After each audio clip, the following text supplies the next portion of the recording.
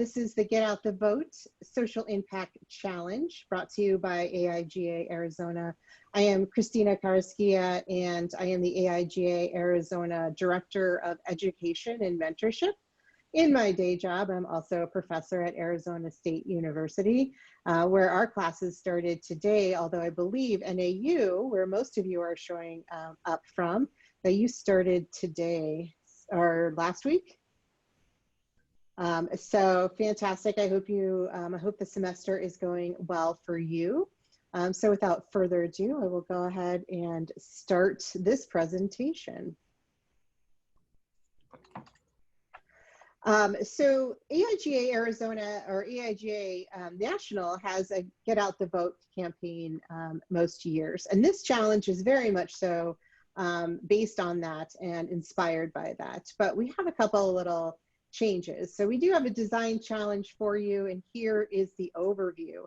We'd like for you to create a design, submit it, and then attend our gallery opening. We'll have an online gallery of everyone's work. When the gallery opens, we'd love for you to share your design, and that's where the impact will come from.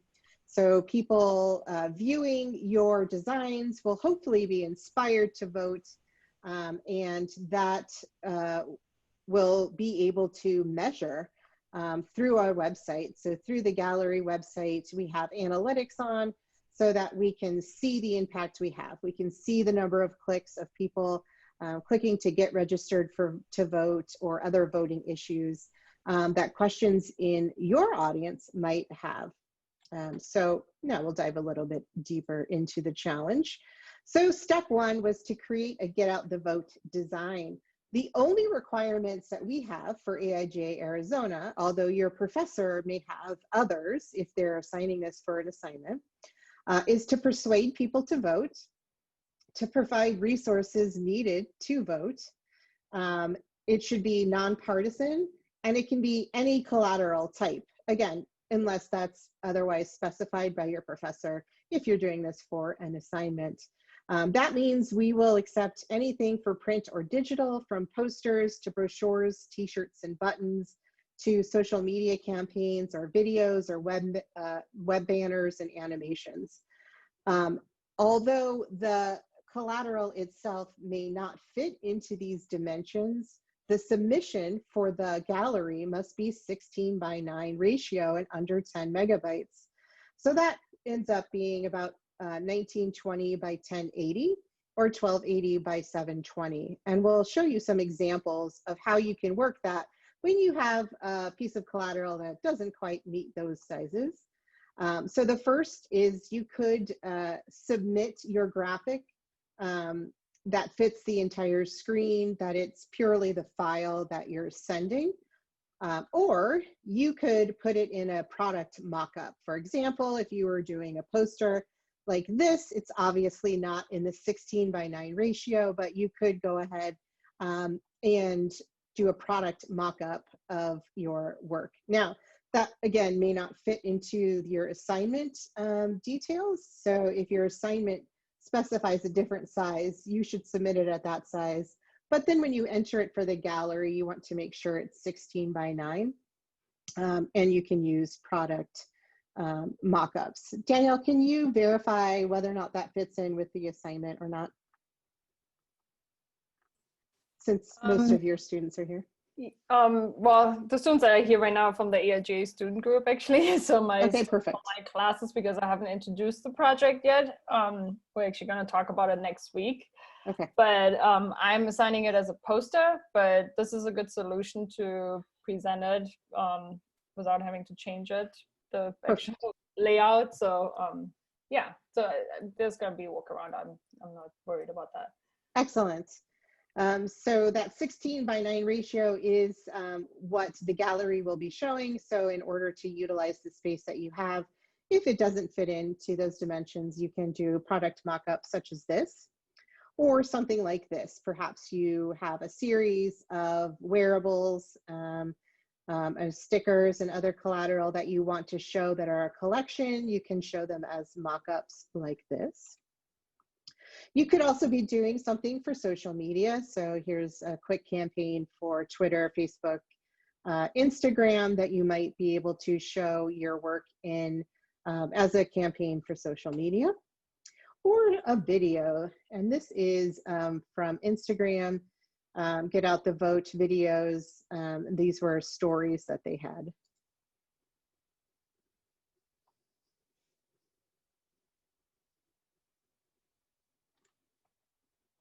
Thumbs up that you can hear that.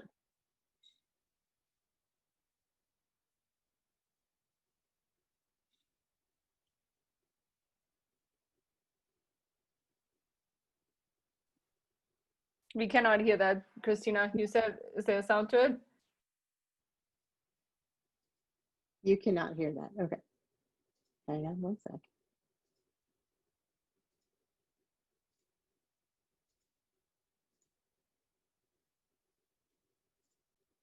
And we're back. Here we are with sound.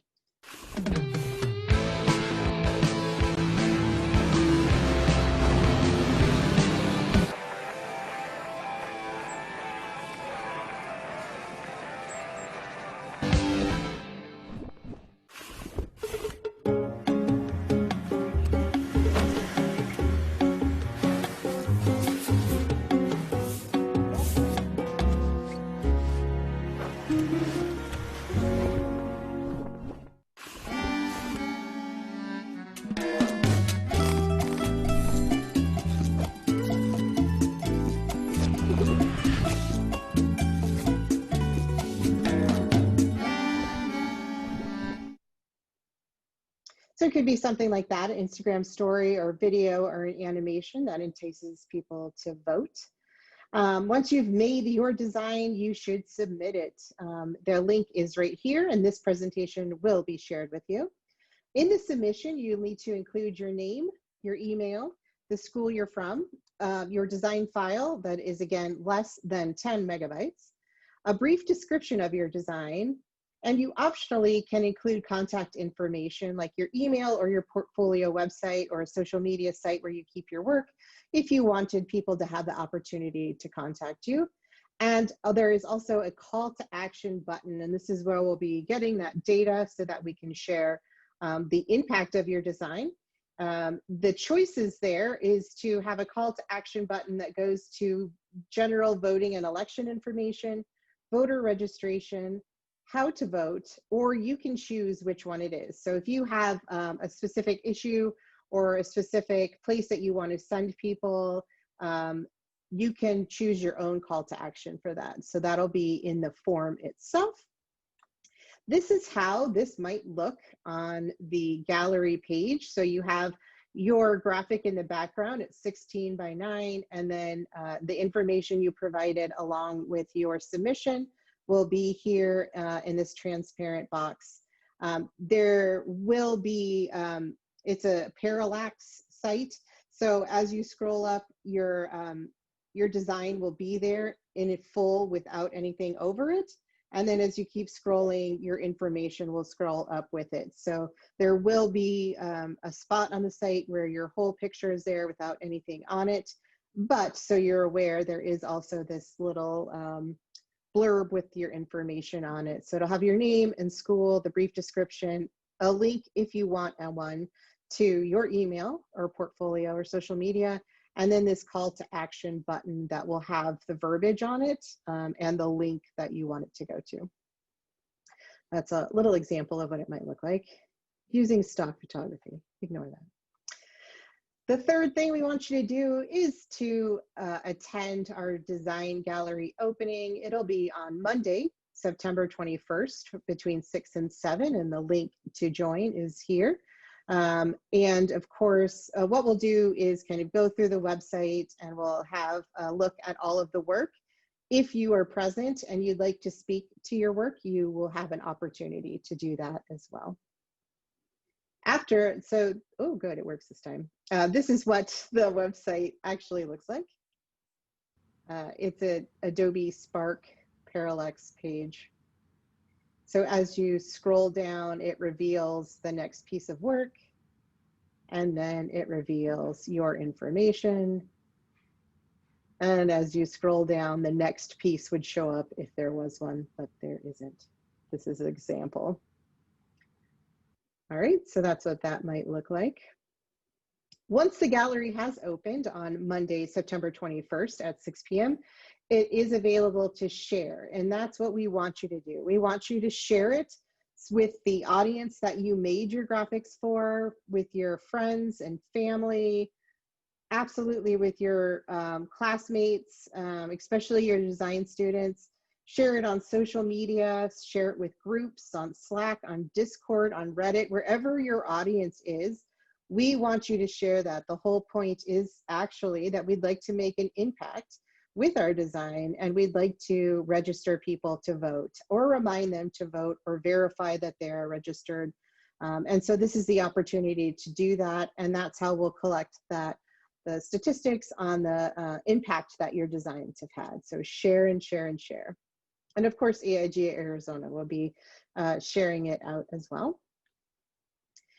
After the election, we will email you the analytics from the page itself, so we can see how many people we reached, how many people clicked to get registered or verify they're registered, or if you had a unique call to action, you can see how many people clicked on that.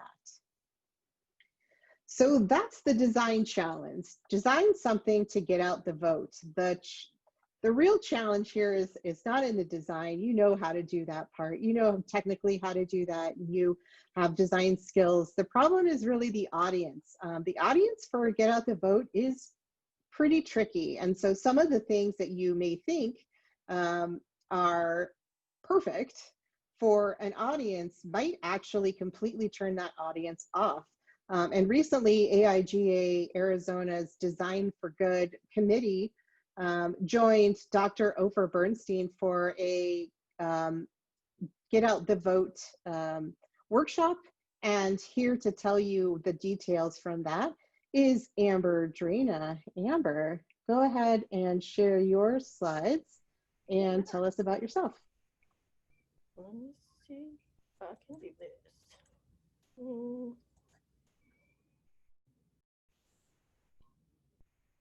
All right, can you see my screen or no? Yep, excellent. Okay, I can't see my screen, that's the problem. Okay. Well, my name is Amber Drina. I am a recent graduate from ASU. I'm also a UX specialist at ASU's Marketing Hub, and I'm a former AIGA Poly president on our campus at ASU Poly. Let me see my screen. You can see my screen? 100% we can see your screen. All right, there we go. Okay, so yeah, like Christina was saying, I attended a workshop, and we learned some pretty cool stuff with that workshop. So I wanted to kind of share with you guys. It'll help with some of your designs and help you really start to think about the audience and really making an impact with your designs. So it was a lot of information, so I kind of tried to condense it down to a little bit. So we'll just get started.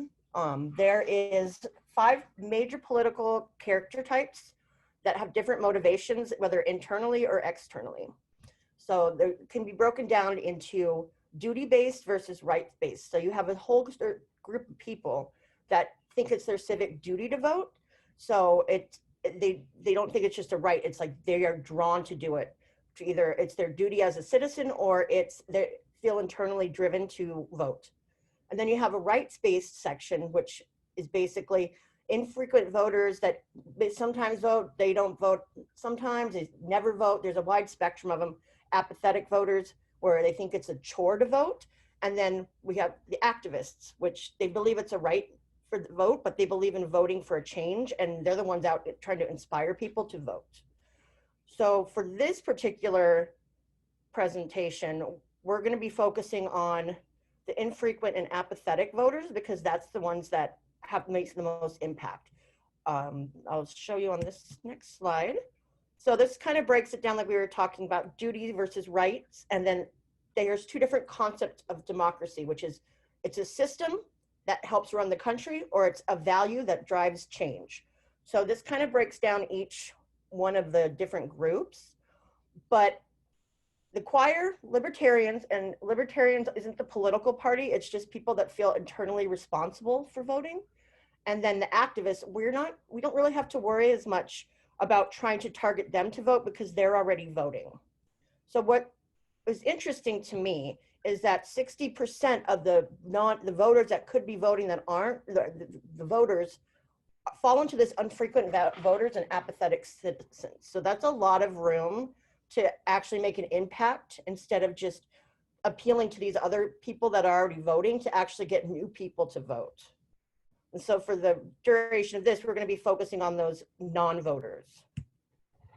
So you'll see here the terms infrequent voters, inattentive citizens, they're pretty much the same thing. They're just kind of, the inattentive citizens are folded underneath the infrequent voters. Well, we can call them non-voters as well. So their major attitude is that the democracy is a system, and if it's not broken, then they don't want to be a part of it. They just want to live their lives and not get involved. So there's very specific messaging that goes with the different audience sectors, but it's ineffective to the non-voters.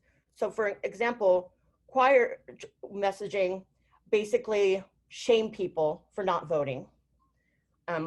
And then libertarians believe that's the best way to build a future, which the non-voters are not that interested in.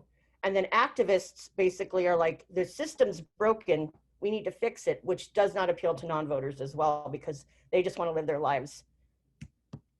So a lot of things, like, I don't know if you see a lot of memes going around, but they have a lot of, they want to be inspired. The non-voters, they really are like, don't tell me to vote.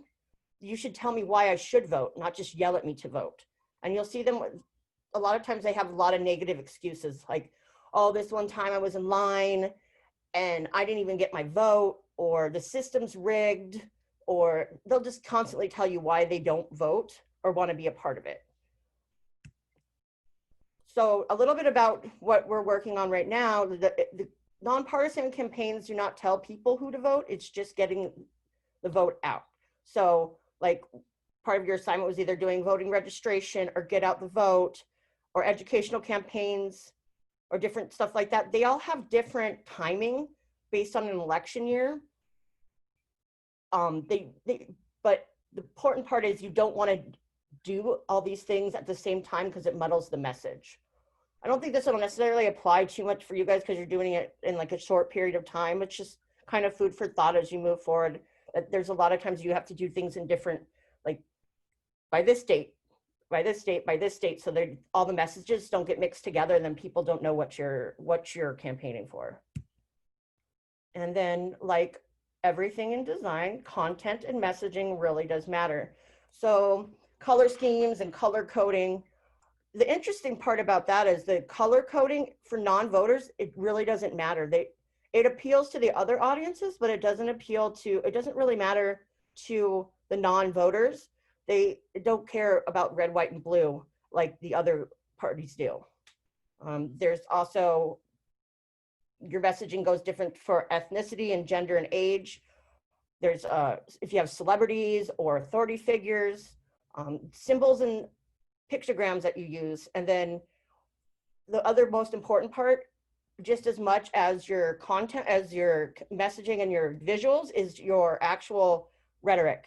That can be just as important as your design.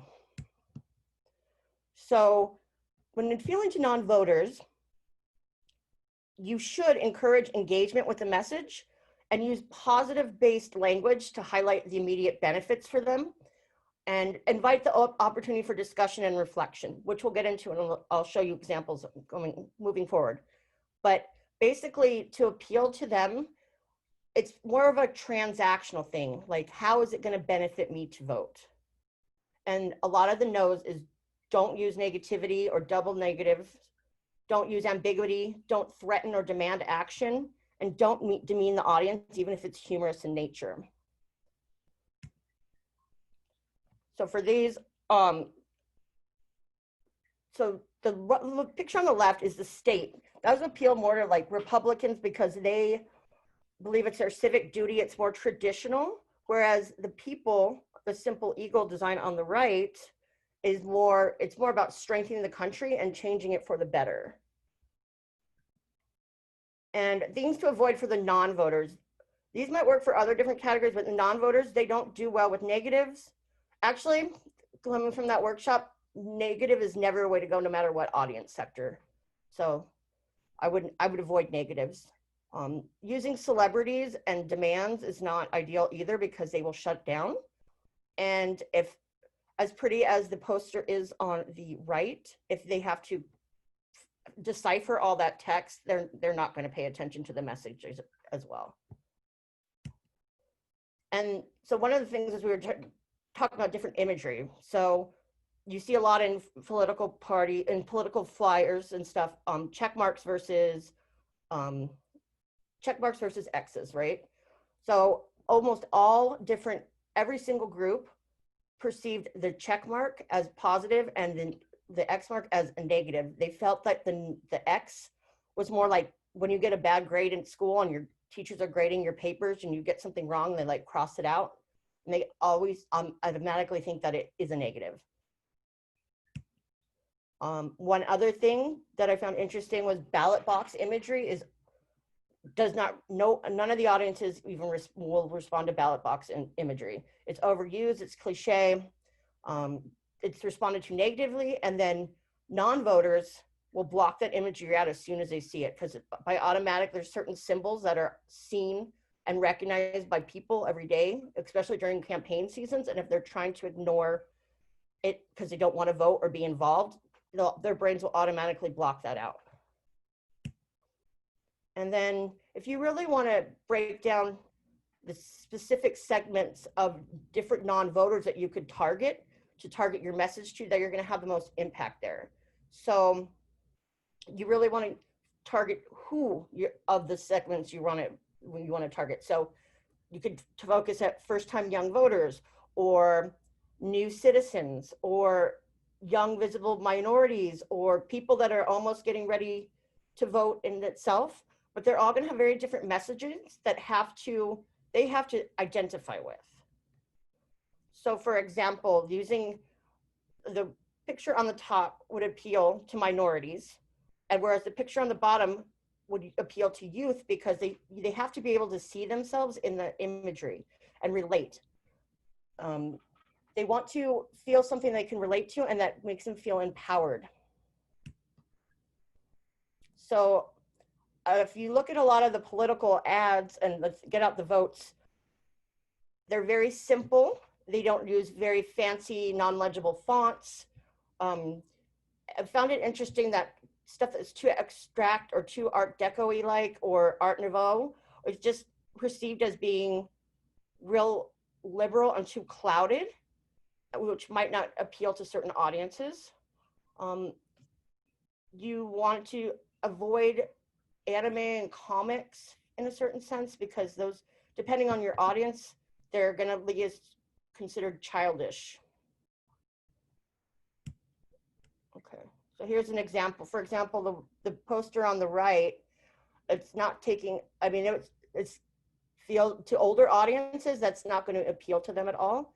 And it feels really like just compare it to the one on the left where that one's straight out forward and simple. Sorry, Amber, I flipped those on you. The message doesn't get lost. Hey, Amber, I switched those on you. Now we go down to language. Now I know most of you guys are probably visual designers of some sort, but this language, and maybe not copywriters, but language is just as important as your visuals. It can be broken down into keywords and statements and questions. So once again, to reiterate, we want to go back to using positive action-based languages instead of negative. So there's two different kinds of verbs that are used, that should be used, or that are used in political stuff, and it's either action or action-oriented language or outcome-based language. So action-oriented, it encourages interactions with the message, like think, imagine, consider, gets the user thinking about their own values and all their own stuff, whereas outcome based is like vote, choose, elect. That really turns off non-voters. They want to be able to think. And then dual status words is it can be both nouns and verbs, but they're mostly considered in their verbal term. And what they found is that outcome-based languages is negatively received, and things like say, count, and matter actually turns off the non-voters. Whereas you're giving them wish, vision, and hope, those are more positively received. Now, the only exception to that is for non-voters, using the word gain, benefit, and profit. That actually appeals to them because it's transactional, and it really shows them what they are going to, what they get out of voting, what they get from the whole experience. And another thing is the nouns that are used. A lot of the verbiage that's used in traditional get out the vote and different political campaign stuff, elections, franchises, ballots, anything country, state, it's too stuffy and technical, and it really impacts, the language impacts when people are maybe undereducated, or English is their second language, and so it makes them feel kind of left out and like they don't understand what's going on. Okay, so instead of telling them they need to go out and vote, what's better is that you pose questions that make them think. So it gets them thinking about self-reflection. It appeals to audiences. It doesn't preach or demand. And it's less likely to trigger trust in the system, especially some of those non-voters don't trust the system.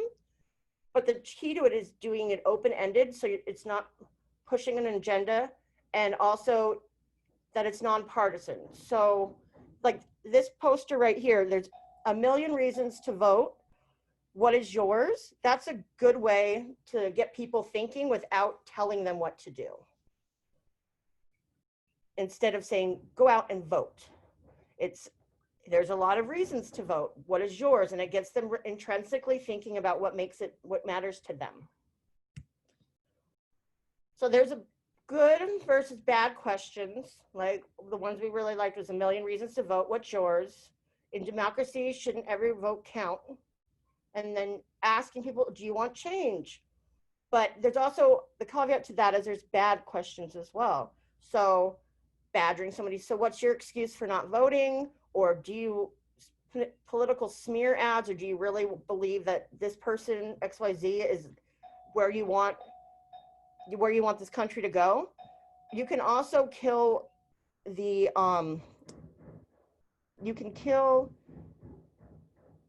good questions with if you add then vote. So for example, if you said in a democracy, shouldn't every vote count?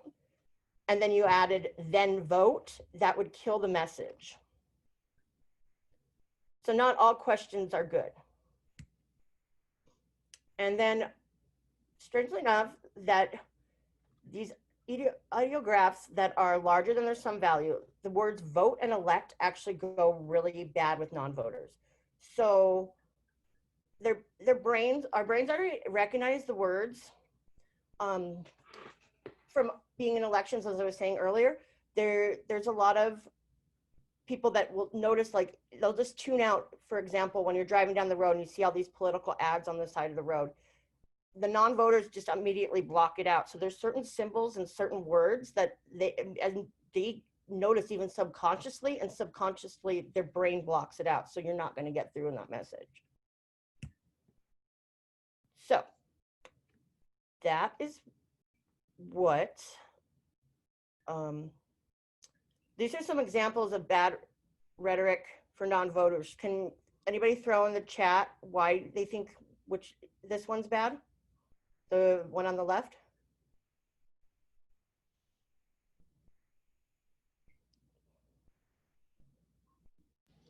Because it's like more negative.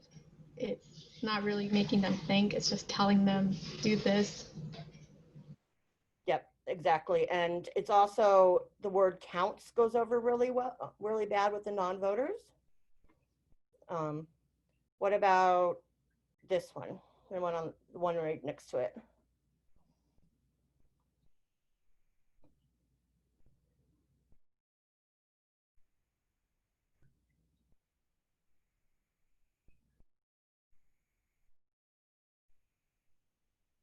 Feel free to unmute and share or put that in the chat box.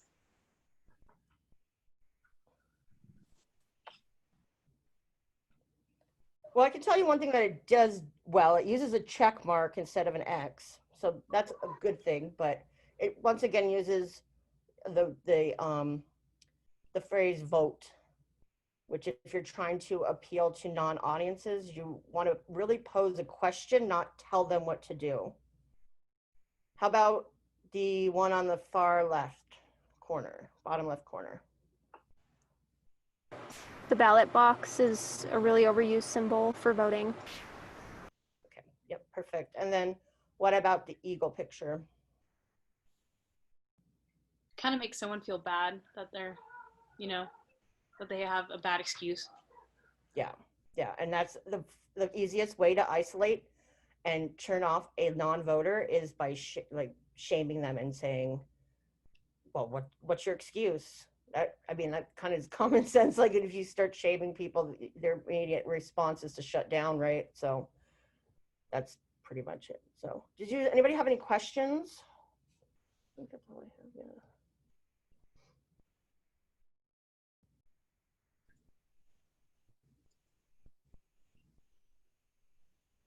All right. Thank you, Amber. That was amazing. And I think a lot of what I got out of watching the workshop with Ofer's research was really that it's not intuitive. The things that you think would work for a non-voting audience don't actually work, which is really weird. That's counterintuitive to what we think, that using the word vote. And so just trying to find examples of a get out the vote poster that doesn't say vote is very difficult to do, right? It is counterintuitive to what we'd expect to happen when get out to vote. Of course, it's not saying that all posters shouldn't say vote or get out the vote or appeal to that. It just appeals to a certain audience that already is voting. And of course, that's not the challenge here.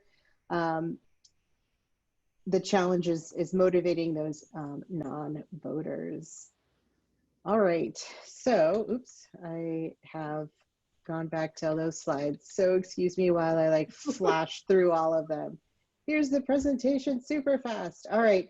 So for the 2020 US general election, there are some really important deadlines. And one of the first things Amber talked about was kind of scaffolding those messages throughout the election cycle. And so at this point, we're down to the last bit. And so until October 5th, you can actually register to vote. So it's definitely not too late. And the audience that we're looking at is going to be a last minute decision on whether or not they feel like they've been motivated to vote, right? So we have the timing on this works great to motivate those sort of last minute apathetic or uninterested citizens. So the deadline to register both online and by mail or even in person, and of course that depends on your location and what time offices are open or if they're open. So if you're speaking to a specific audience, you may want to take a look at the local hours. So if you're looking at a specific population in a town or area, you may find out what those are. A lot of times roadblocks are just like, I don't know what the URL is. I don't know where to go online to do that. So give them something to click, or I don't know where to go to do that. And I don't know what hours to do it, right? And so if you give those to those voters, that takes one barrier out of their way. The 23rd of October is the deadline to request a ballot by mail. So once you've registered, you still have a couple of weeks then to think about getting your ballot, requesting a ballot by mail. The 30th is the deadline for early voting. And again, those dates and times may vary depending on your location. And then November 3rd is our election day. So those are some important dates that you might include, might be barriers for some of your audiences. We have included with the presentation some of the research and references that we have from this presentation. And so we really encourage you to take action and design something that you can actually see the impact of. Of course, our designs always have impact. Design is to communicate to an audience, to provide them information or to take action, and that's a measurable thing. And so here we're going to measure that with Google Analytics.